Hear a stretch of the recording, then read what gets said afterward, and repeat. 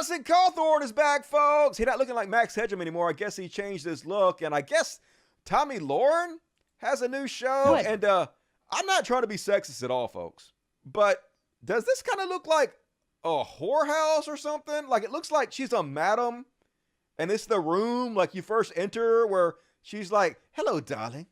Welcome to my establishment. What type of girl would you like this evening? Isn't that what it looks like? This is really strange. But anyway, Madison wants everybody to know what a alpha male he is and how everybody else except for him, such as Mike Pence, is a beta cuck. Would. So I wonder, in his mind, in Pence's mind, does he really think he has a shot?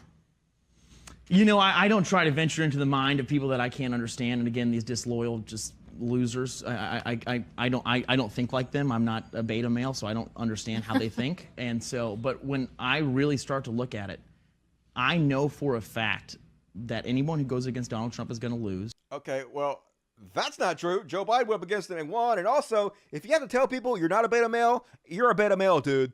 That's just the way that fucking works. Also, beta males don't exist, and neither do alphas. But as always, I'm a Ligma male. Ask me what a Ligma male is. Ask me.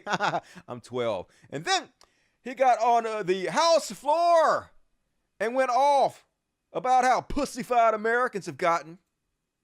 Our young men are taught that weakness is strength, that delicacy is desirable, and that being a soft metrosexual is more valuable than training the mind, body, and soul. Social media has weakened us, siphoning our men of their will to fight, to rise in a noble manner, square their jaws, and charge once more into the breach of life to defend what they love. So on this precipice of disaster, I ask the young men of this nation a question. Will you sit behind a screen while the storied tales of your forefathers become myth? Yes. Or will you stand resolute against the dying light of America's golden age? No. Will you reclaim your masculinity? Will you become a man to be feared, to be respected, to be looked up to? Or will you let this nation's next generation be its final generation? Oh, God. I don't give a shit. I ain't got no kids. And I don't care how manly you think I fucking am. It has no bearing on my life whatsoever. And usually people that are all concerned about that are incredibly fucking insecure, like you, Madison Cawthorn. And one more from Dillweed McRowley. Asked what lessons they learned from the midterm, folks. And guess what he said? It's time finally for Republicans to start behaving dirty. Because, you know, they're so clean and honest all the time. They got to start playing dirty.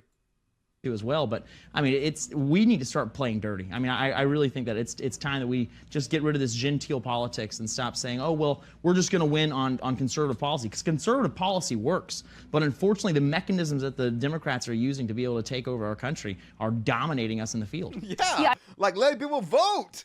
They're dominating us by getting more votes than we get. Oh, odd how that happens in a democracy. But you're right. You have to counteract that by not letting people vote. That's the only shot you have.